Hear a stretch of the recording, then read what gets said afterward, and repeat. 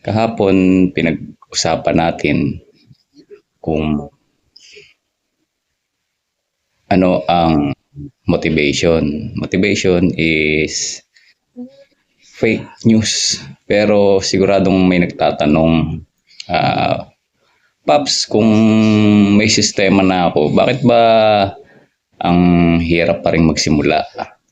Kahit alam mong kailangan mong gawin, bakit parang may 100 kilos na nakadagan sa dibdib mo? Ang sagot, kasi masyadong malaki yung tinitingnan mo. Gusto natin palaging one time, big time.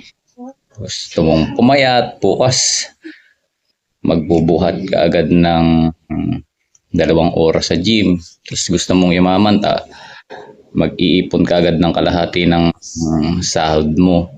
So, anong mangyayari? Ma-overwhelm ka. Tapos sasabihin ng katawan mo, teka lang, ang hirap niyan. Wag na lang. Tapos, back to zero, mag-scroll ka na naman ng cellphone mo.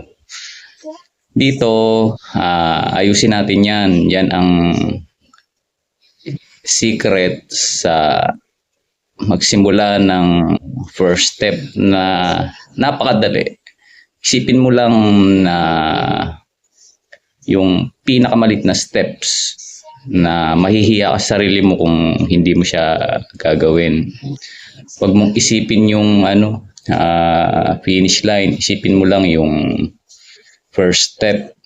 Hanggalin mo ego mo, tanggapin mo, kailangan mong magsimula sa pinakamaliit na hakbang.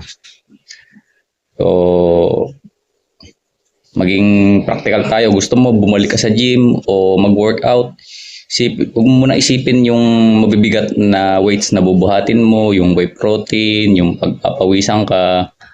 Ang goal mo lang ay magsuot ka ng sapatos mo, tsaka magsuot ka ng damit mo, pantakbo. Huwag ka nang mag-isip ng kung ano-ano na pwedeng maka-stop ng workout mo. Basta isipin mo lang yung unang hakbang. Sa pera naman, kung gusto mong makaipon o makapag-invest, magsimula ka muna sa 20 pesos. Pwedeng ilagay mo yan sa digital bank mo or lagay mo lang sa kahit anong garapon. Ilagay mo, basta tuloy-tuloy lang. Sa negosyo naman o project, niisip mo maraming gagawin pero isulat mo lang yung isang idea sa papel, isang linya lang. So bakit natin ginagawa to? Kasi nagbi-build tayo ng habit na just showing up, a raw, consistent step is 100 times better than a perfect plan na nasa isip mo lang. Tandaan mo to, yung 1% every day is better than 100% in one day and then quit for the rest of your life.